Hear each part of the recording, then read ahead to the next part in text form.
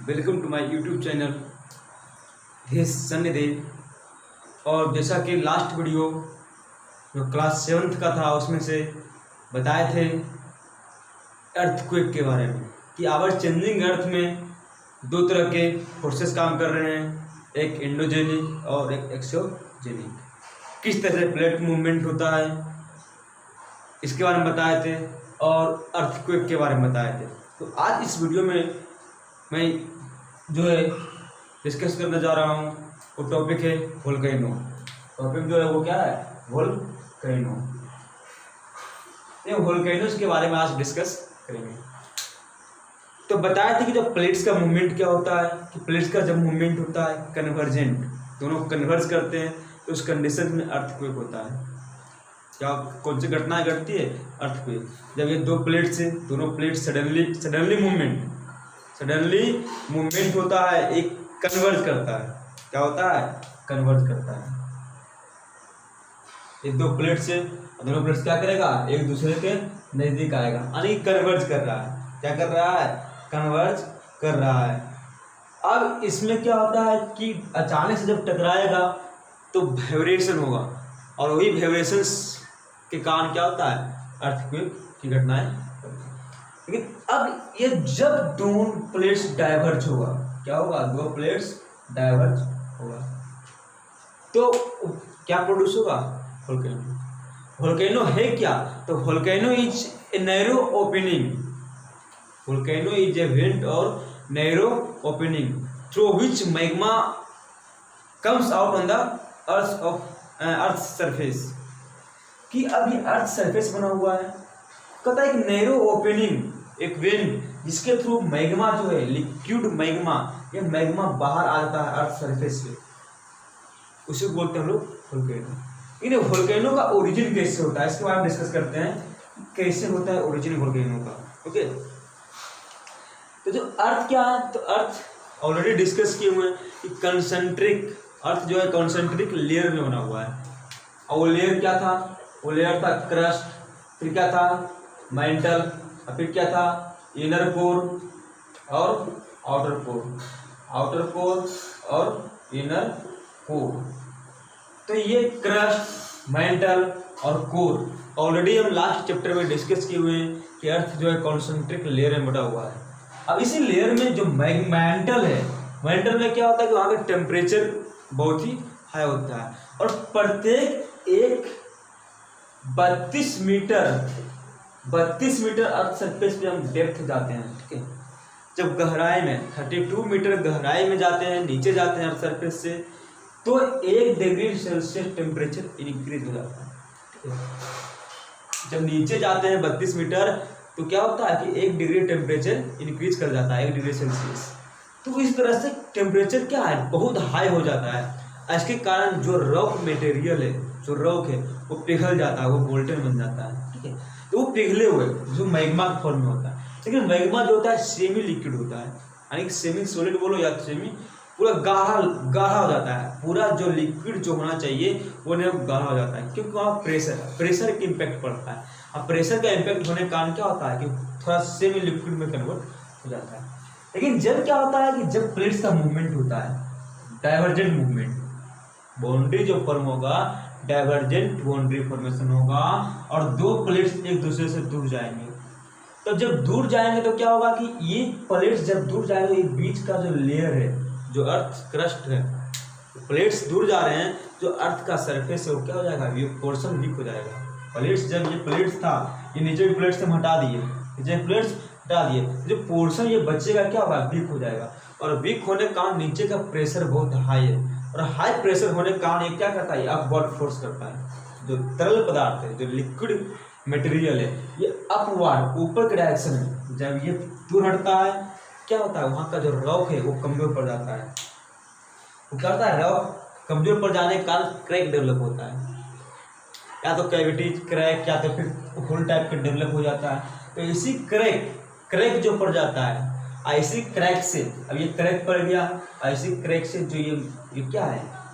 ये magma liquid material है, magma liquid material है। और ये क्रैक डेवलप होता है, ऐसी क्रैक से क्या होता है कि ये मटेरियल्स जो है मैग्मा लिक्विड, ये बाहर आना शुरू हो जाता है। कब? जब दो प्लेट्स दूर हटेंगे तब दोनों प्लेट्स का मूवमेंट एक दूसरे से दूर होगा इस डायरेक्शन में। ये प्लेट्स एक दूसरे से दूर हट रहा है।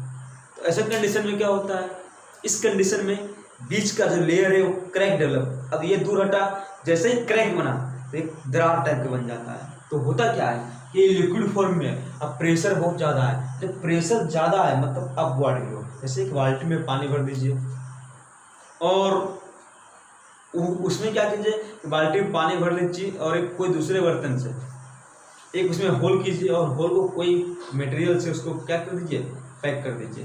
उसके बाद उसको प्रेस कीजिए। जब नीचे की ओर प्रेस करेंगे तो वाटर का, लिक्विड का जो है प्रेशर अपवर्ड डायरेक्शन में क्या होगा, बढ़ेगा। और जहाँ पे जो होल किए थे वो चीज़ से हम चिपका बंद किए हुए हैं, यानी कि वो लेयर जो कमज़ोर पड़ गया है और कमज़ोर लेयर होने के कारण क्या होता है, वो ऊपर की ओर फेंक देता है और वाटर जो है फव्वारे के साथ बाहर निकलना स्टार्ट।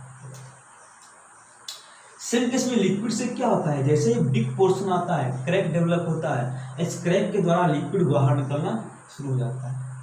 अब ये बाहर निकलना शुरू हो जाता है तो फिर क्या होता है कि कुछ देर बाद ये सॉलिड, कुछ दिनों के बाद क्या होता है, ये कन्वर्ट हो जाता है, फिर ठंडा होता है। नीचे का टेम्परेचर हाई था, लेकिन जैसे ही अर्थ सरफेस पे आएगा तो टेम्परेचर उसका क्या होगा, कमेगा। और टेम्परेचर कमेगा, घटेगा टेम्परेचर, जैसे ही टेम्परेचर रिड्यूस होगा तो ये जो कन्वर्ट होना शुरू हो जाएगा सॉलिड में, जो लिक्विड मैग्मा था वो सॉलिड में कन्वर्ट होना शुरू हो जाएगा। लावा जो है सॉलिडिफिकेशन होगा और सॉलिडिफिकेशन होने के बाद क्या होता है कि ये जो छिद्र है, जो होल है, जो वेन था जिससे बाहर निकल रहा था, सॉलिड में कन्वर्ट होने के बाद वो होल जाम हो जाता है। जो छिद्र था वो क्या होता है, जाम हो जाता है, बंद हो जाता है। और बंद होने के कारण अभी क्या होता है, ये पूरा एक चट्टान के रूप में, एक रॉक के रूप में कन्वर्ट हो जाता है। तो ये था वोल्केनो का ओरिजिन। क्या था, वोल्केनो का ओरिजिन। अब क्या कहता है कि वोल्केनो जो है, क्या वोल्केनो जो है यानी कि इजेक्टिंग जो होता है इंटीरियर से, इस प्रोसेस को बोलते हैं वोल्केनिक इरप्शन। ये जो नीचे का पार्ट से क्या हुआ, इजेक्शन हुआ। इजेक्शन का मतलब होता है बाहर निकलना। जो इजेक्शन हुआ, इस इजेक्शन को क्या बोलते हैं, जो प्रोसेस, जिस प्रोसेस से मैग्मा अर्थ सरफेस पर बाहर आया, उस प्रोसेस को बोलते हैं वोल्केनिक इरप्शन। वोल्केनिक इरप्शन क्या बोलते हैं, इस प्रोसेस को, जो प्रोसेस से जो बाहर आया मैग्मा, उस प्रोसेस को बोलते हैं वोल्केनिक इरप्शन। क्लियर है।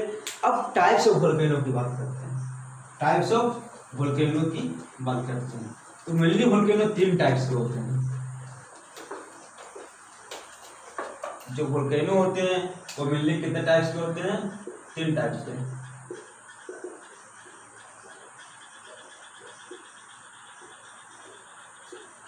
अब देखो सबसे पहले हम, अब ये 3 टाइप्स में क्या होता है, जो सबसे पहला टाइप से वो एक्टिव वोल्केनो, वो क्या है, एक्टिव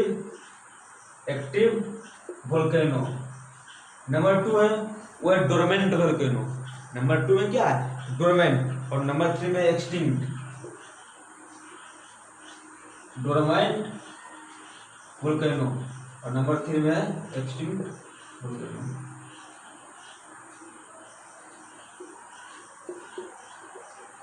ये मेनली 3 टाइप्स के वोल्केनो है।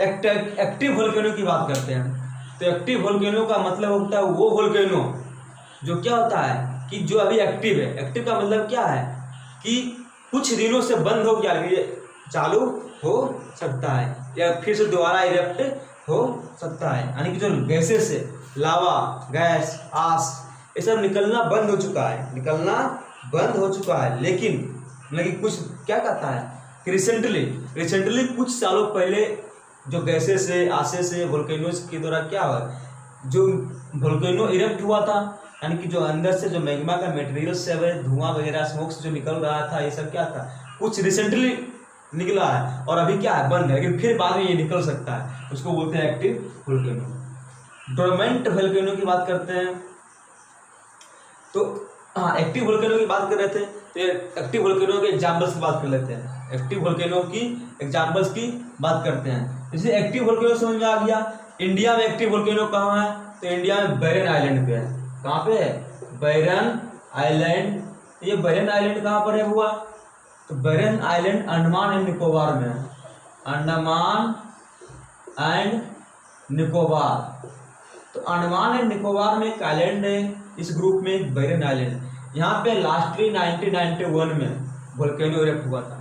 तो इंडिया में एकमात्र एक्टिव वोल्केनो कहाँ है, तो वो है एक्टिव वोल्केनो बैरन आइलैंड में। कहाँ पर है, बैरन आइलैंड में। उसके बाद हो गया माउंट इटना, इसी के एग्जाम्पल से माउंट इटना जो इटली में है। तो कहाँ पर है, इटली में माउंट इटना। और मौना लोआ जो हवाई आइलैंड में है, हवाई आइलैंड में है मौना लोआ, यह है हवाई आइलैंड। तो ये सब कुछ एक्टिव वोल्केनोज के नाम है, कुछ एक्टिव वोल्केनो के नाम है। तो क्लियर हो गया कि क्या हो सकता है कि जो एक्टिव वोल्केनो है वो क्या, जो रिसेंटली इरप्ट हुआ हो, रिसेंटली इरप्ट हुआ हो और फिर दोबारा इरप्ट हो सकता है, पॉसिबिलिटी उसकी ज़्यादा होती है इरप्ट होने की, इसको बोलते हैं एक्टिव वोल्केनो। और आज जैसे पैसिफिक ओशन और अटलांटिक ओशन की बात करते हैं, तो यहाँ पर बहुत सारे एक्टिव वोल्केनोज है, पैसिफिक ओशन और अटलांटिक ओशन में। अब बहुत सारे इसको क्या है, अलग अलग ग्रुप में बांटते हैं कि कई सारे जो वोल्केनोज है, जैसे पैसिफिक ओशन की जब ये साइड इस तरह से जो पैसिफिक ओशन बना हुआ है इस प्रकार से मैप पे देखेंगे, वर्ल्ड मैप में, तो इस पैसिफिक ओशन के जो साइड में हमेशा वोल्केनो आते रहता है, इरप्ट होते रहता है, एक्टिव वोल्केनो बहुत सारा है। इसलिए इस रीजन को क्या बोलते हैं, इस रीजन को बोलते हैं ring of fire, ring of fire. तो ये जो बेल्ट है Pacific Ocean, Pacific ring of fire ही बोलते हैं। कि पैसिफिक ओशन जब वर्ल्ड मैप आप देखेंगे तो ये पूरा बीच में पैसिफिक ओशन है, दोनों साइड्स क्या इस तरह से ज्वाइन करेंगे तो बनेगा क्या, पैसिफिक। मतलब कि आधा इस साइड दिखेगा, ये आधा और आधा इस साइड दिखेगा। लेकिन जब ग्लोब पे देखेंगे तो क्लियर हो जाएगा कि ग्लोब पे देखेंगे तो दिखेगा पैसिफिक ओशन है, और ये दोनों साइड में इस तरह से जो ट्रायंगुलर बेल्ट बनता है जहाँ पर बोलते हैं ring of fire, Pacific ring of fire. यहाँ पर बहुत सारे वर्ल्ड के बहुत सारे जो एक्टिव वोल्केनो है वो यहीं पे है। इसके बाद डोरमेंट वोल्केनो, इसकी बात करते हैं। इसके बाद जो है वो है डोरमेंट वोल्केनो। तो डोरमेंट वोल्केनो की बात करते हैं तो क्या आता है कि कुछ साल पहले, मतलब कि एक लंबे टाइम से डोरमेंट वोल्केनो की बात कर रहे हैं, एक लंबे टाइम से दोबारा इरप्ट नहीं हुआ है। लंबे टाइम से क्या है, इरप्ट हुआ है लेकिन एक लॉन्ग पीरियड से इरप्ट नहीं हुआ है, लेकिन उसकी पॉसिबिलिटी है कि वो दोबारा इरप्ट हो जाएगा। यानी कि अभी इसको हम लोग बोलते हैं स्लीपिंग वोल्केनो, स्लीपिंग। तो स्लीपिंग का मतलब समझ में आ गया होगा। स्लीपिंग का मतलब क्या होता है कि स्लीपिंग मतलब सोया हुआ, स्लीपिंग का मतलब सोया हुआ। तो क्या हो सकता है कि ये वोल्केनोज दोबारा एक्टिव हो सकता है, इरप्ट हो सकता है, माइट बी इरप्ट। तो इसको क्या कहते हैं, तो वो तो हो गया एक्टिव में रिसेंटली इरप्ट हुआ है, लेकिन डोरमेंट में एक लंबे टाइम पहले इरप्ट नहीं हुआ है लेकिन दोबारा इरप्ट होने की संभावना है, तो उसको बोलते हैं डोरमेंट वोल्केनो, यानी कि स्लीपिंग वोल्केनो। अभी सो रहा है, वो कभी भी जाग सकता है। ठीक है। उसके बाद तीसरा आता है डोरमेंट वोल्केनो के एग्जाम्पल्स की बात करते हैं। तो ये क्या है, जैसे हो गया वेस्ट इंडीज, फिलीपींस और जापान में कई सारे डोरमेंट वोल्केनोज हैं। अब क्या होता है कि ये बहुत ज़्यादा डेंजरस है, क्योंकि बहुत सारे लोगों को पता रहता है कि तो डोरमेंट वोल्केनो है, समाप्त हो चुका है, और लोग यहाँ आसपास सेटल्ड हो जाते हैं। और इस कारण क्या होता है कि अचानक से जब सडनली इरप्ट होता है तो ये सब क्या होता है, बहुत सारे लोग मारे जाते हैं। इसके बाद एक्सटिंक्ट वोल्केनो, तो फिलीपींस में, वेस्ट इंडीज में बहुत सारे वोल्केनो जैसे हैं जो क्या डोरमेंट वोल्केनो के एग्जाम्पल्स। एक्सटिंक्ट का मतलब क्या हो गया कि बहुत साल पहले इरप्ट हुआ था और दोबारा इरप्ट होने की संभावना नहीं है। बहुत साल पहले इरप्ट हुआ बट दोबारा इरप्ट होने की संभावना नहीं है, उसको क्या बोलते हैं हम लोग, एक्सटिंक्ट वोल्केनो बोलते हैं। क्या बोलते हैं, एक्सटिंक्ट वोल्केनो। जैसे हो गया माउंट केनिया और माउंट किलिमंजारो, माउंट केनिया और माउंट किलिमंजारो। ठीक है, ये जो है एक्सटिंक्ट वोल्केनो के एग्जाम्पल है, माउंट केनिया और माउंट किलिमंजारो, माउंट किलिमंजारो। ये नाम है, माउंटेन का नाम है, और ये माउंटेन का फॉर्मेशन कैसे हुआ है, वोल्केनिक इरप्शन के कारण हुआ है। तो mount Kilimanjaro, mount Kenya, mount एकांकागुआ, mount एकांकागुआ,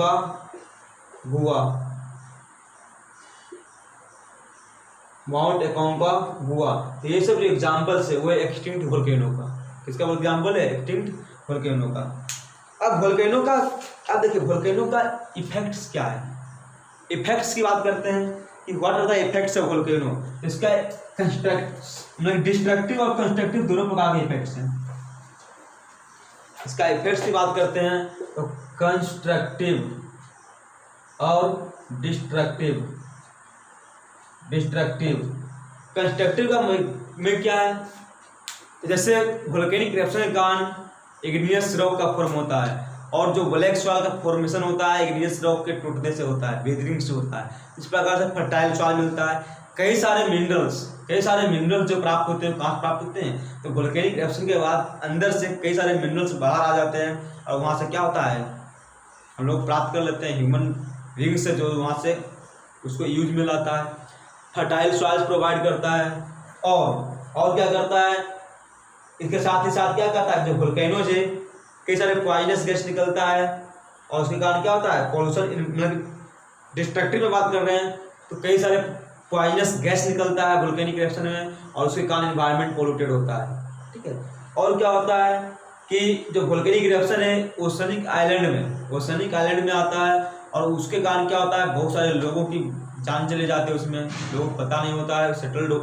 जो सेटलमेंट रहता है वहाँ के आसपास एरिया में वो इफेक्टेड होता है। कई सारे लोग उससे क्या होते हैं, मारे जाते हैं। ओशनिक आइलैंड में जो वोल्केनो जाते हैं वेव से रिलेटेड होता है, और वेव के कारण वोल्केनिक इरप्शन क्या होता है कि वहाँ पर रह रहे लोगों को, वहाँ के जानवरों को नुकसान पहुँचाते हैं। इस प्रकार से होता है इफेक्ट्स ऑफ वोल्केनोज। ओके, और नेक्स्ट टॉपिक जो होगा वो होगा स्लो मूवमेंट। Thank you. और अभी तक आपने चैनल को सब्सक्राइब नहीं किया तो प्लीज़ चैनल सब्सक्राइब करें। Okay, thank you.